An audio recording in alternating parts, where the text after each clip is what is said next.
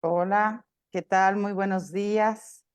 Bienvenidos, bienvenidas al Museo de la Mujer, a este centro de difusión de una nueva cultura de igualdad sustantiva entre mujeres y hombres. Y bueno, pues yo soy Beatriz Saavedra, como saben, y para mí es un gusto seguir con este ciclo Poéticas de la Inteligencia. Y bueno, pues tener hoy como invitado a mi querido amigo Michael Schussler, quien además quiero decir que, fíjate, Michael, ahorita lo voy a presentar como es debido, pero este ciclo ya estamos cumpliendo prácticamente 10 años y recuerdo que Michael ya había participado muy al principio, ¿no? Entonces, pues agradecer siempre a los que creen en estos proyectos o en este proyecto que yo comencé para hablar, para conocer a estas mujeres. Bueno, lo voy a presentar. Michael Schussler, él es doctor en lenguas y literaturas hispánicas por la Universidad de California en Los Ángeles. Actualmente es profesor titular del Departamento de Humanidades de la Universidad Autónoma Metropolitana, Coajimalpa, y miembro del Sistema Nacional de Investigadores Nivel 2. Entre sus publicaciones se encuentran Peregrina, Mi idilio socialista con Felipe Carrillo Puerto, su edición de la autobiografía perdida de Alma Reed, publicada por Penguin Random House, bajo su sello Aguilar en el año 2020. Es también coeditor con su finado maestro Miguel Capistrán del libro colectivo México se escribe con J, una historia de la cultura gay, cuya segunda edición corregida y aumentada fue publicada en 2018 por Penguin Random House, México. A finales del 2014 apareció su más reciente libro que lleva por título Perdidos en la traducción, 5 extranjeros ilustres en el México del siglo XX, publicado por la editorial Planeta. En 2021 editó junto a Eduardo Sepúlveda Amor, que en paz descanse, una antología comentada de la poesía de Guadalupe Amor, editado por también Penguin Random House en el año 2021, que ahí nos lo está mostrando. Bienvenido, bienvenido, Michael. Muchas gracias, Beatriz. Es un placer, es un honor estar aquí de nuevo, si no en tres dimensiones, allá en el museo, en dos, aquí en pantalla. Claro que sí. Y bueno, pues antes que nada, pues a mí me gustaría que nos cuentes quién es Pita Amor para la gente, porque hay mucha gente que sigue el museo de muchas partes del mundo. Entonces, ¿quién es Pita Amor? Bueno, Guadalupe Amor Schmidtlein, Guadalupe Teresa Amor Schmidtlein, que es su nombre completo, nació en la Ciudad de México en el año 1908, muere en la Ciudad de México en el año 2000. Um, Fue una poeta, una actriz, una personalidad, digamos, del mundo cultural mexicano de mediados del siglo pasado, una mujer realmente eh, fuera de serie, revolucionaria, que realmente les hacía la vida difícil a muchos de los hombres de la comunidad, digamos, machista literaria de México, que pues le tocó vivir en su época, ¿no? Es autora de muchos poemarios, salió en unas tres películas mexicanas, eh, con Ricardo Montalbán, por ejemplo, en Los Cadetes de la Naval, pero pronto se dio cuenta o se dieron cuenta de que lo suyo no era actuar, sino más bien escribir, ¿no? Y una noche, llegando a su casa, después de pasarla muy agradablemente, me imagino, en el Cabaret Leda de la Ciudad de México, tomó un lápiz, el que usaba para pintarse las cejas, y en una bolsa de papel de estraza, como las que antes se usaban para el pan, escribió sus primeros versos, ¿no? Casa redonda tenía de redonda soledad. Y ese sería el inicio, el comienzo de una carrera literaria poética que tendría una gran fuerza hasta principios de los años 60, cuando trágicamente se muere ahogado su niño Manuelito, ¿no? Que tenía apenas unos 3 años, y eso ocurrió en la casa de su hermana Carito Amor de Fournier, pues según Beatriz Espejo, quien la conoció en aquel entonces, Pita no se sentía capaz de cuidar ella sola a un bebé. Y a partir de esa tragedia ocurre un silencio personal, poético, de Guadalupe Amor que no se rompe hasta una década después. Y en aquel momento, pues marcado con un estilo poético muy distinto a la poesía metafísica por la que era conocida y celebrada en su época de esplendor, ¿no? Me refiero a ese poemario que se lo sabían los taxistas de memoria, los tramoyistas del teatro, décimas a Dios, ¿no?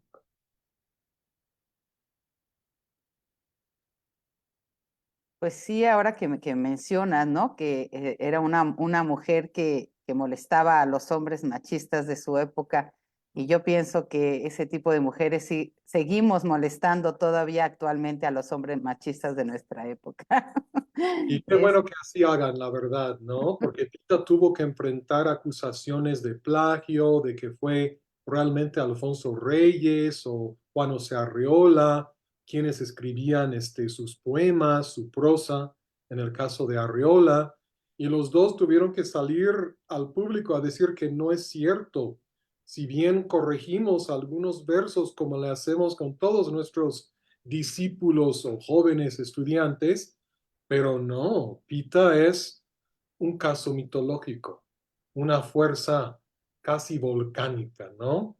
Y así, bueno, se enfrentó incluso a Octavio Paz y El laberinto de la soledad cuando ese libro se publicó en 1950 en un artículo al editor de novedades, afirmando que el señor Paz no tenía idea de lo que era ser mujer y ser mujer en México, ¿no? Porque él habla en un capítulo de que la mujer es la chingada, que la mujer ostenta una herida, que la mujer es siempre el lado pasivo en una relación, ¿no? Yo creo que Pita demostró, pues todo lo contrario, siendo ella realmente una mujer que ejerció su sexualidad como una mujer bisexual, ¿no? Sino lesbiana en algunas etapas de su vida. Cuando yo la conocí, estaba enamoradísima de Daniela Romo, por ejemplo, ¿no? Y iba a verla al Teatro Blanquita a cantar y luego Daniela le dedicó un programa, uno que se llamaba Hoy con Daniela en los años 90, que duró más de 3 horas, la verdad, ¿no? Tal era la admiración que le tenía y le escribió y le dedicó la canción Desnuda. Así que por donde le veas, Pita Amor es un gran personaje en la lucha de la mujer en México, ¿no? sí, pues sí, bueno, evidentemente. Y el contexto histórico, bueno, social que nos estás narrando de Pita Amor, ¿cómo se vio afectado esa circunstancia social en su obra? ¿En qué Bueno, parte de su la obra? verdad, bueno, tiene poemas, tiene un soneto muy famoso que es una respuesta a estas falsas acusaciones de plagio, que se inspira en un soneto de Lope de Vega que empieza, como dicen que soy ignorante, todo el mundo comenta sin conocer la realidad, pues ella va diciendo y enseñando a la misma vez cómo es perfectamente capaz de escribir un poema, ¿no? Y lo tengo aquí, a ver si lo encuentro, porque nunca sé lo que voy a decir, pero vale mucho la pena. Y hay otro donde ella se compara con los grandes poetas del pasado. Y cuando digo el pasado, digo el siglo de oro español, ¿no?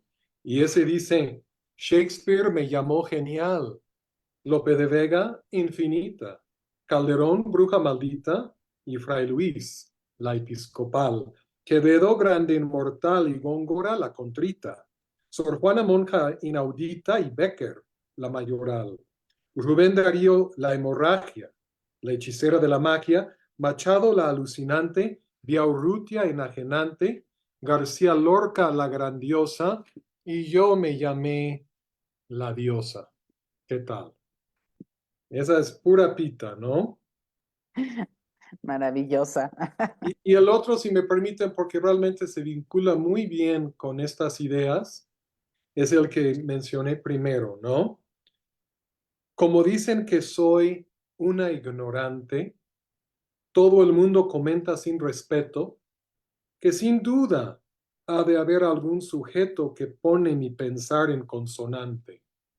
Debe de ser un tipo desbordante, ya que todo produce hasta el soneto. Por eso con mis libros lanzo un reto.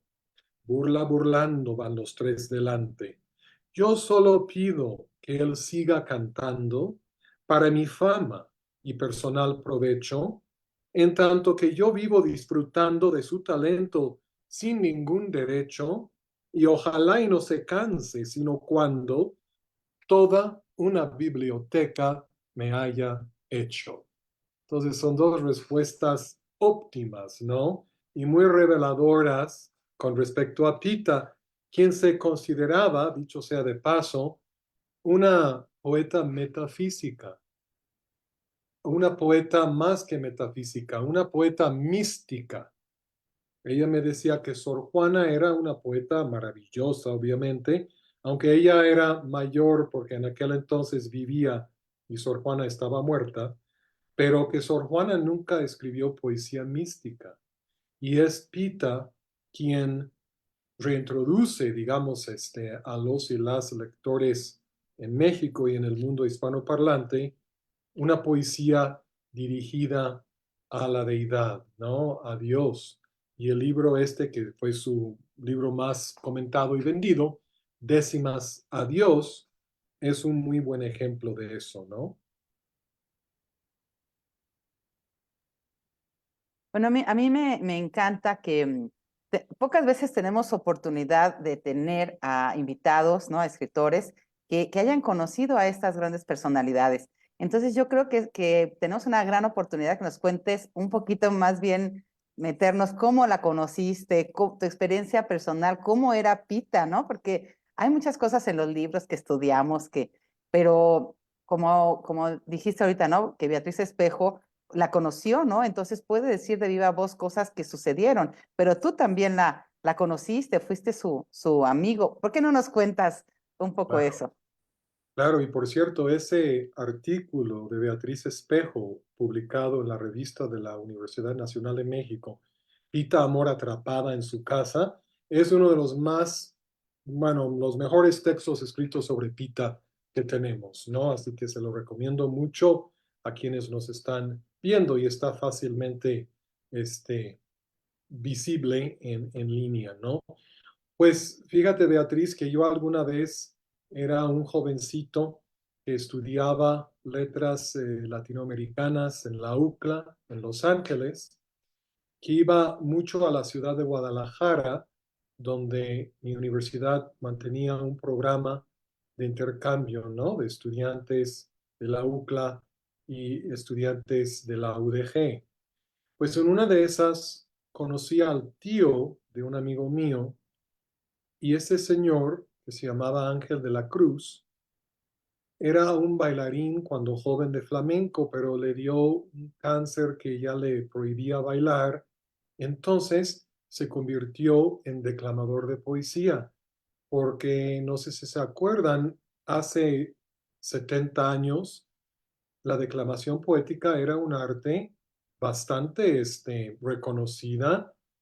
Había este señor, el declamador de las Américas, Manuel Bernal, creo que se llamaba, se podían comprar discos, luego cassettes de él diciendo estos poemas, como el Brindis del Bohemio, como algunos de García Lorca. Bueno, pues este amigo Ángel de la Cruz, que ya tenía sus 70 años cuando yo lo conocí, era declamador de poesía y él fue quien me habló por vez primera sobre Pita Amor. Yo que había estudiado la poesía del siglo de oro español, vamos, Calderón de la Barca, Lope de Vega, Góngora, etcétera, eh, en Los Ángeles, pues en mi vida había escuchado hablar de esta poeta.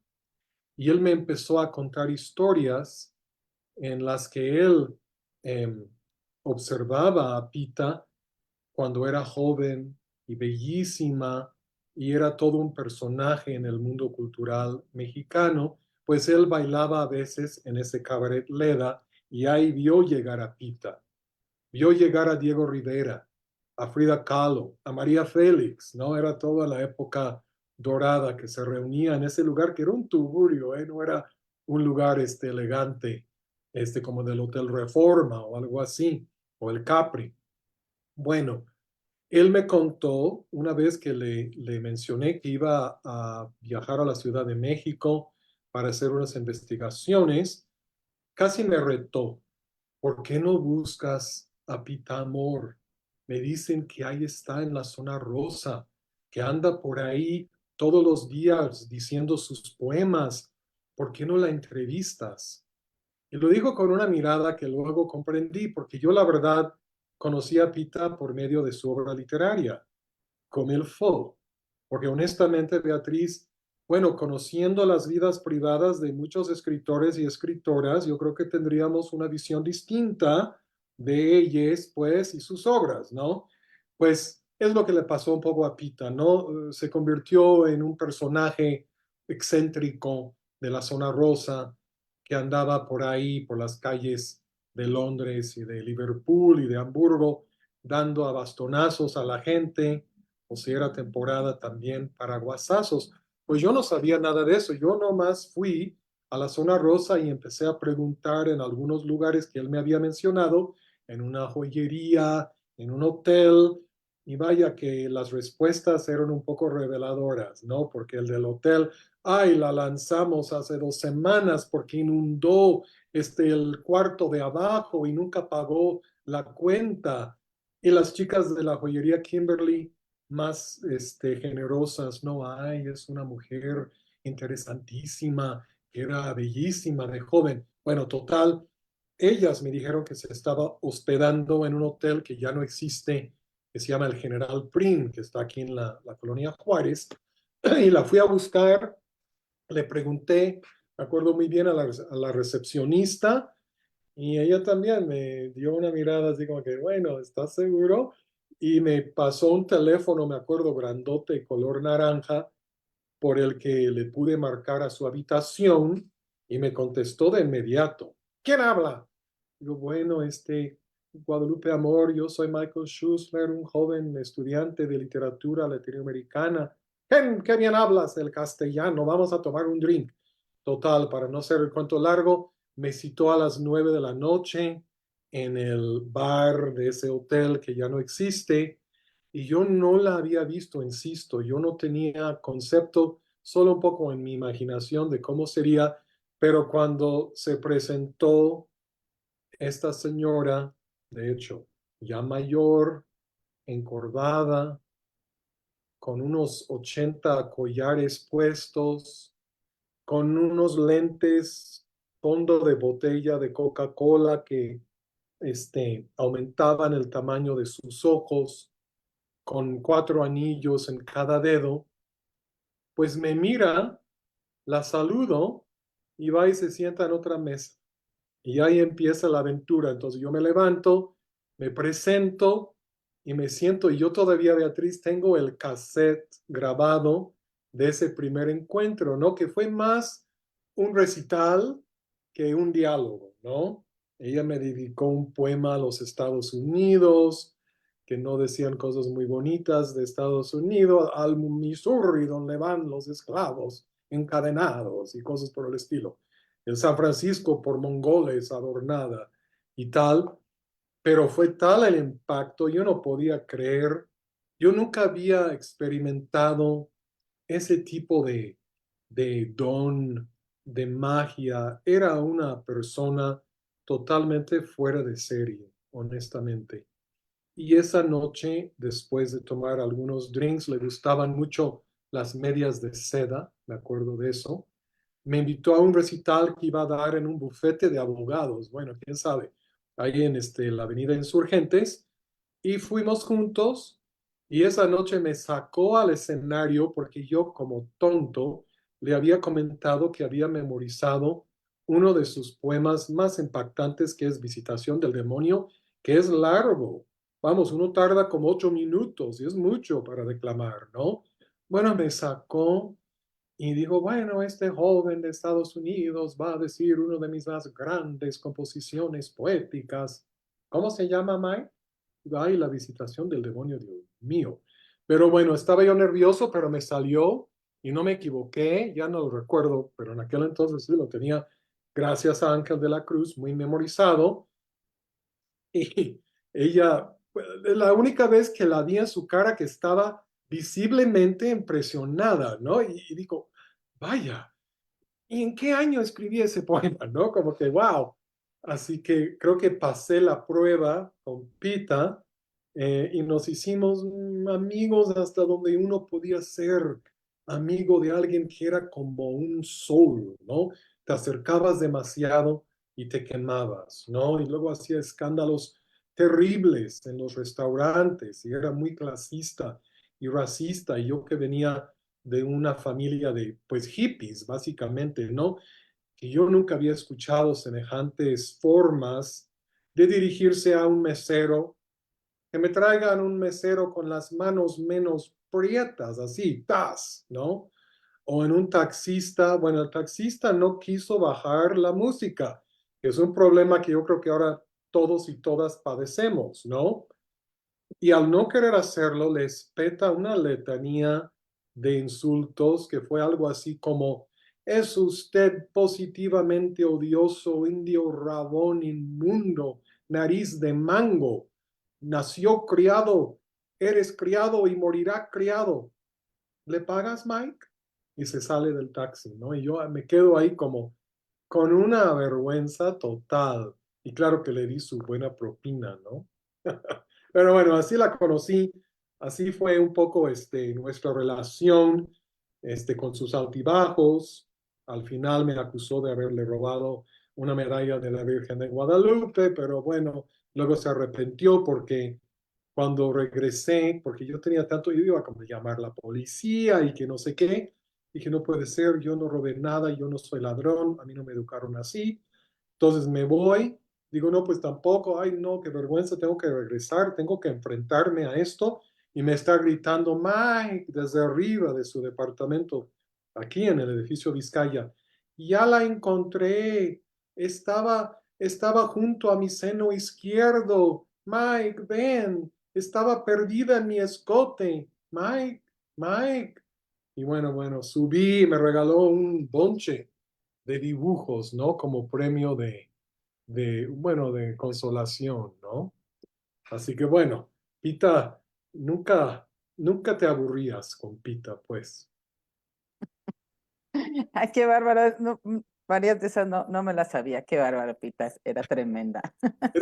Bueno, eso lo cuento, estoy un poco como un disco rayado, pero son algunas cosas que cuento en mi biografía de Pita, que cuando salió, obviamente le regalé un ejemplar. Y a la semana fui, la vi y Pita con un poco de miedo. ¿Ya pudiste leer el libro que escribí para ti? Ay, Mike, no, pero fíjate que sirve, porque mira, mi mesa de noche se bailaba y ahora lo metí debajo de una de las patas y ya no se mueve más. Pero vaya, muy bien, Pita, muy bien, ¿no? Entonces nunca leyó el libro, pues ahí estaba como cuña, ¿no? De mesa. Oye, no sé, al leer el libro, ¿no? También qué miedo si le iba a gustar o no con esa forma de ser, ¿no? y me había advertido, yo ya no estoy para leer, yo estoy para escribir. Pero si un día quieres venir a leerme de ese librito de Carlos Fuentes que se llama Aura, eso sí me gustaría porque siento que, pues, ¿qué quieres que te diga? Que me parezco un poco. ¿No? Entonces ella como se identificaba con la personaje de Aura, ¿no? De la vieja Consuelo, me imagino, que era también una niña. Sí, sí. Y sí, bueno, con Alfonso Reyes también tuvo esta amistad, ¿no? Que Como no, exactamente, que le llamó el caso mitológico, ¿no? Nacer en cuna de seda, bueno, tiene toda una sentencia sobre Pita porque las malas lenguas decían, bueno, ese señor pues le pellizcaba los traseros de las meseras en los restaurantes, era uno de esos machos y se rodeaba de niñas bonitas, pretendientes a la escritura y pues otras cosas no tan positivas, ¿no? Pero yo una vez di una conferencia en la Capilla Alfonsina sobre esta relación y pude rescatar algunas más cosas entre los dos, ¿no? Pero parece ser que él realmente la admiraba, ¿no? Y además, como pergeñaba sus poemas con ese ritmo, con esa estructura clásica, ¿no? Que no era la moda en aquel entonces, pues era más bien el verso libre que Pita misma me sentenció, no es poesía, es prosa cortada, Mike, porque no, pues no tienen ni forma, ¿no? Pues creo que por eso también admiraba su obra lírica, Alfonso Reyes. sí, seguramente, bueno, pues es que era una genialidad, ¿no? Ajá. Alicia Reyes nos contaba eso, que entraba Pita Amora y a la capilla, que es esta biblioteca a doble altura, para los que no la conocen, y le gritaba desde abajo, Alfonso, ¿puedo decir que este hijo es tuyo? Ay, y la pobre de Manuela, ¿verdad? Pues su esposa, ahí estaba. Pero yo Sí, creo que pero estaba también acostumbrada y resignada. sí, pero sí tenían una amistad también Manuela, bueno, eso nos contaba Alicia, ¿no? Que Manuela también la consideraba y que muchas veces iba a cenar con los tres, ¿no? O sea, bueno, cenaban los tres ahí, o sea, que era como también ya amiga, ya más, quizá más cercana, ¿no? Pues sí, ella tuvo sus amistades, pero fíjate, Beatriz, que cada vez, hasta el mero final, que yo le preguntaba por alguien como por Frida Kahlo, por Rivera, por Villaurrutia, me decía, el pasado no existe, tampoco el presente, pues ya se fue, ¿viste? Solo existe el futuro, entonces nunca quiso hablar de estas amistades del pasado. En uno de nuestros últimos encuentros, ella estaba muy contenta por algún motivo, estaba tomando rompope, le gustaban, yo creo que los tragos dulces. Y ahí sí, se abrió un poquito y me habló y nada bien, la verdad, sobre Frida Kahlo, que era unas cejijuntas, que le faltaba una pata, que era tétrica, que Rivera olía a ajo, que era un gordo así asqueroso, bueno, cosas terribles. Y luego me habló de la única persona que amó en la vida, que murió rodeada de sus gatos, y pensamos que ella fue Pina Pellicer, ¿no? La actriz, creo que de Macario, ¿no? Que se suicidó muy jovencita, ¿no? Y cuya hermana, que la conocí, Pilar, se murió hace pocos años. Entonces, siempre reacio a hablar de su pasado.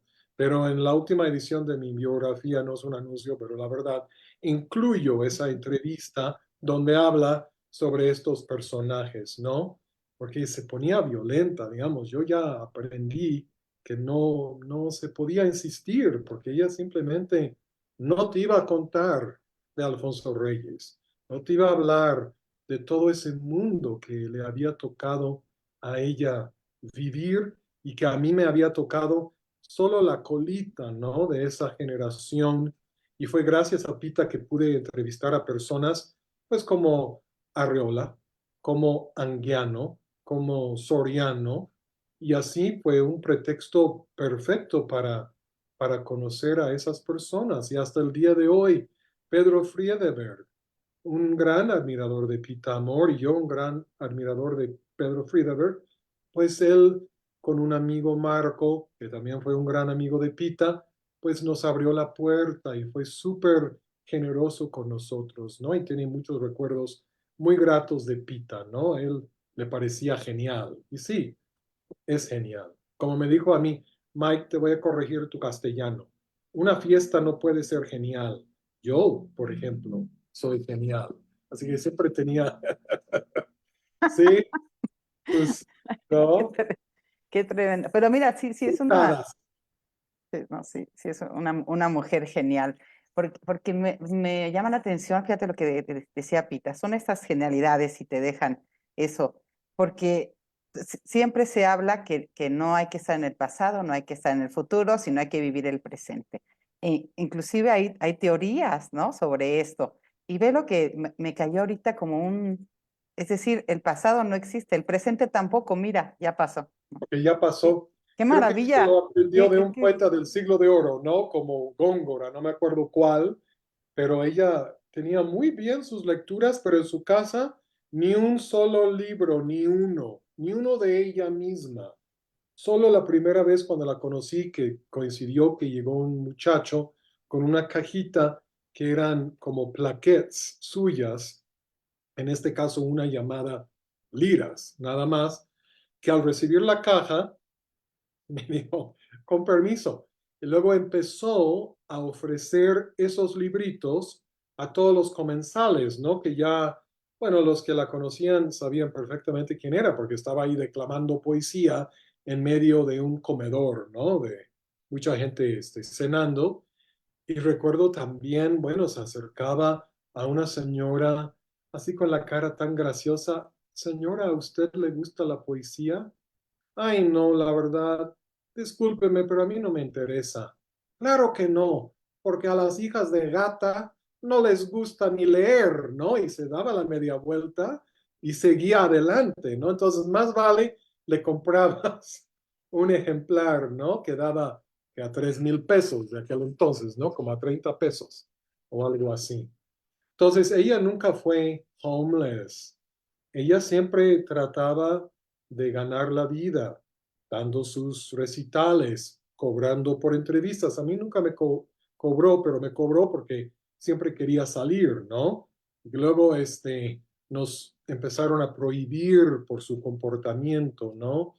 Que ya no pudimos ir al Samborcito de Hamburgo, ya no pudimos ir al Perro Andaluz, porque no solo no pagaba, sino que si no llegaba al mesero cuando ella quiso, agarraba el bastón y ¡zas! Y ahí iba el florero, el salero, los platos, los manteles.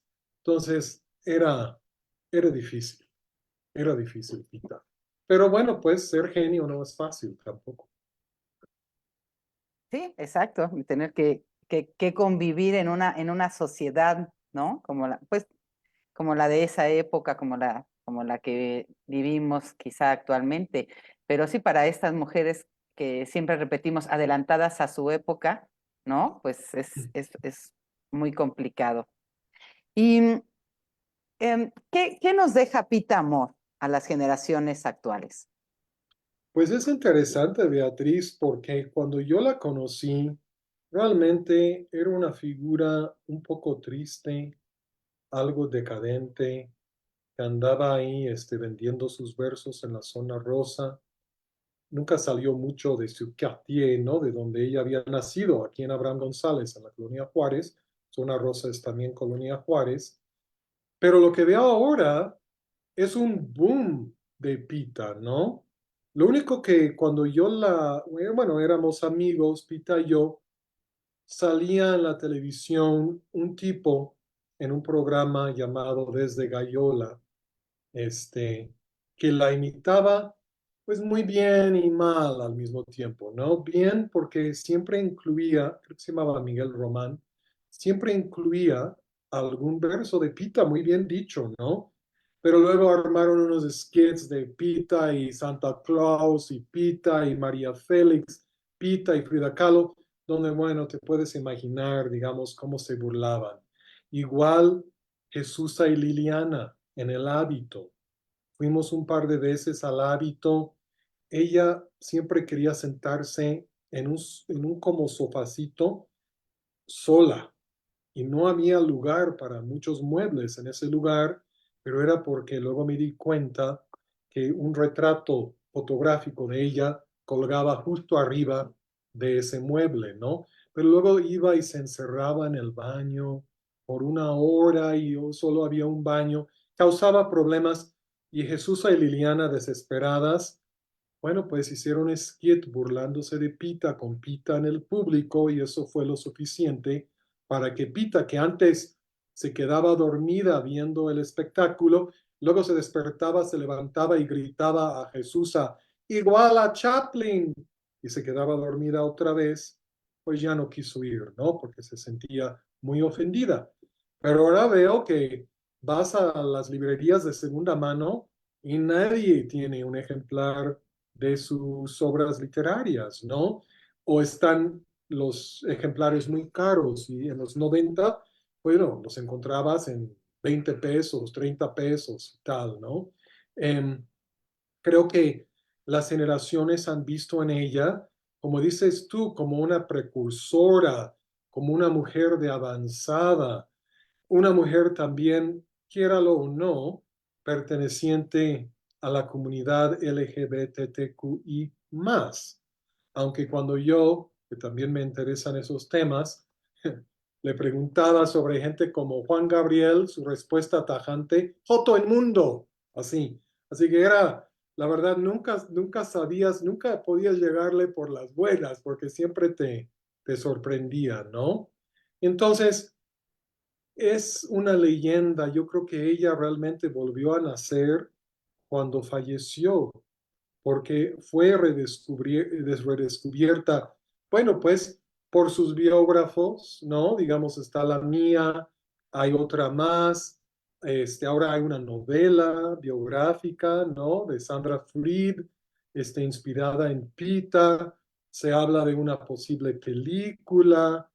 Yo creo que ella ya pertenece a esa constelación de mujeres mexicanas valientes, talentosas, de vanguardia, como podrían ser, por ejemplo, Naui Olin, sobre quien escribió un poema que está aquí recopilado, o también Frida Kahlo, por supuesto, ¿no? Así que, como Elena dice, las 7 no cabronas, sino las 7 cabritas, ¿verdad?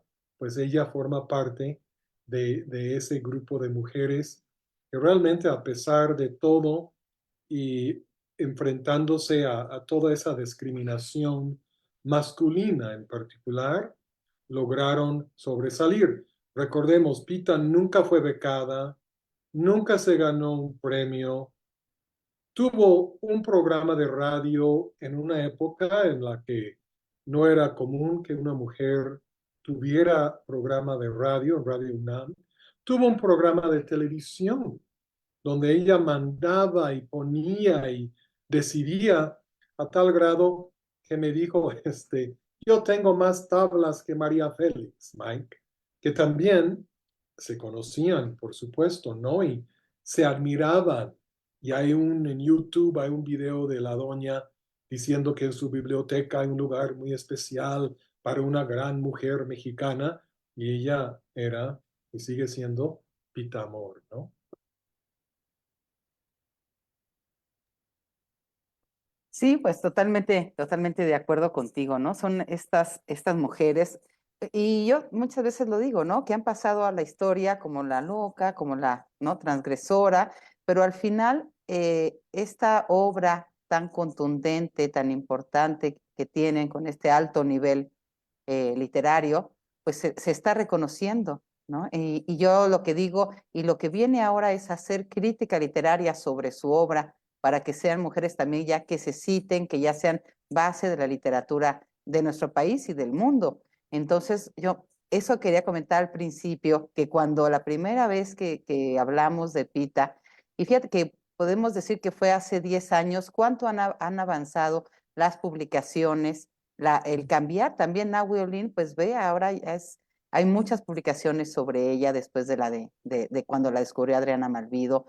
Se han hecho exposiciones, pero ya no es Nahui, la que tiene una belleza preciosa del cuerpo, sino es Nagui la pensadora, la que escribe, ¿no? Y yo creo que también, evidentemente, Pita, que sí, que ya no respetaba a nadie, Pita, de nada, pero bueno, pero todo ese pensamiento, su obra literaria es la que la, la, la respalda, ¿no? Es el nivel literario que tiene Pita. Así Em, es.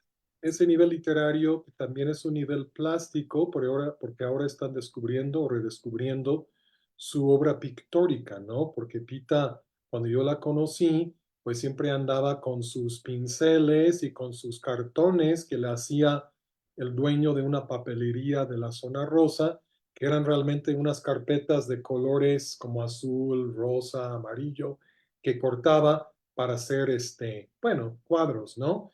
Entonces, bueno, pues se han expuesto aún en vida, en el Museo León Trotsky, hubo una exposición de la obra de Pita, la obra plástica, y también con la directora de la Casa Estudio Frida Kahlo, un poquito después, ¿no? Así que poquito a poquito lo que sucede con Pita es que su obra, la mayor parte de su obra, está escrita en castellano, son versos clásicos de la tradición del siglo de oro, y es difícil traducir esa obra a otro idioma para que se pueda apreciar igual como se aprecian, por ejemplo, las pinturas de Frida Kahlo, que en cierto sentido se parecen mucho, ¿no? Porque eran exclusivamente casi, por lo menos, ¿cómo se dice? Que se estudiaban a sí mismas, ¿no? Que se representaban a sí mismas en la obra de Kahlo, pictórica, y en la obra literaria de Pita, ¿no? Pero es universal el lenguaje de las artes plásticas y es difícil traducir una lira, un soneto, una décima de Guadalupe Amor al inglés, al francés, al italiano, aunque las personas, algunas que yo he conocido, lo han hecho y tengo un alumno que va a hacer su tesis, creo yo, de maestría sobre Pita, así que ahí vamos, poco a poco. Lo que pasa es que se quedó como una especie de insecto encerrado en ámbar, como esa figura decadente, ¿no? De la zona rosa, divorciada casi de su obra literaria de la primera época, digamos.